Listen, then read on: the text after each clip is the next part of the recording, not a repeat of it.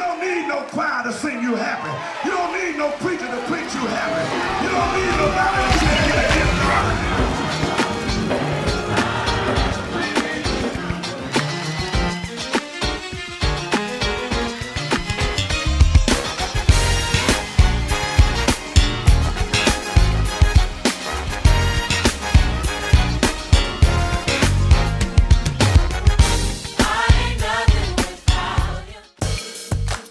Hello, I'm Pastor Smith, and first of all, I just want to wish you a Happy New Year and a Merry Christmas to all of you.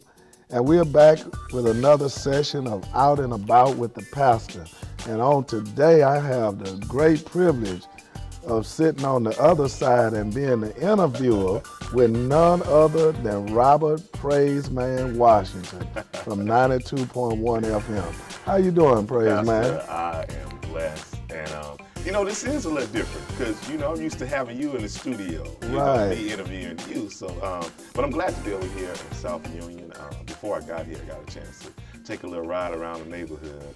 And, man, some things are changing over here, man. You guys are doing great work in this neighborhood, man. So I salute you for that, man. We're trying to do our best, Praiseman. Praiseman, I was looking at your bio and see you the drum major at Ross Sterling.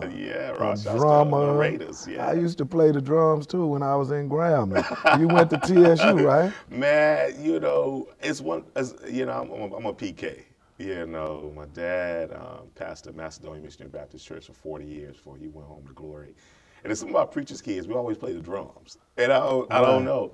And that was just one thing that I started with. And I just love to beat on stuff, and they thought it was just a phase, but I stayed on with it, man. So, and I tell people that being in music was something that really kept me out of trouble.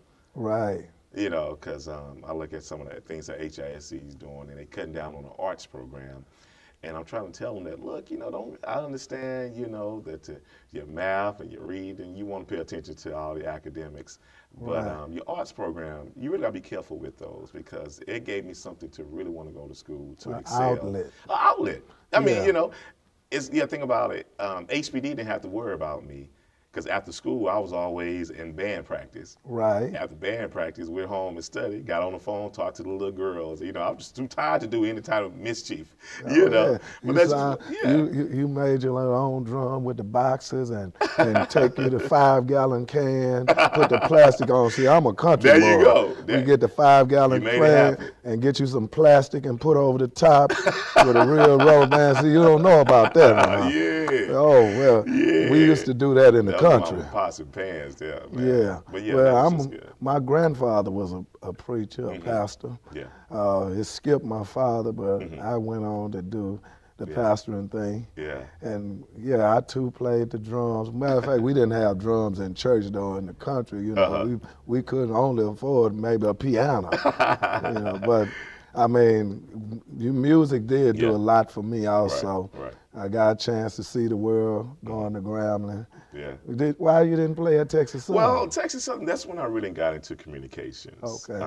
When I got to TSU, you know, I did the drum major thing at Sterling. But when I got to TSU, it was one of those things where I really started, you know, finding out more about myself. And went through the phase of, you know, that's back in, you know, listening to my Public Enemy and, you know, X-Clan. And so I was so, you know, pro-Black, pro-African American. And that's when I really started working with a lot of groups. Okay. And, you know, as long as they was talking about Jesus, I was cool with it, you know. But when they started going off something, I'm like, senior, here's your kufi back. Yeah. But what do you think about the music that we hear today and some of the lyrics, especially in the pop culture? Right. Pastor, I really am concerned. I look at everything still too as entertainment. Because I can't say that the music I listened to back in the day was also clean. You know, we remember NWA, you know. But at the same time, too, I remember, like, groups that I mentioned, like Public Enemy, that, you know, did a lot of things, talked about a lot of political things. Right. And that kept me well educated, well grounded, you know, arrested development, things that are going on, you know, in the world.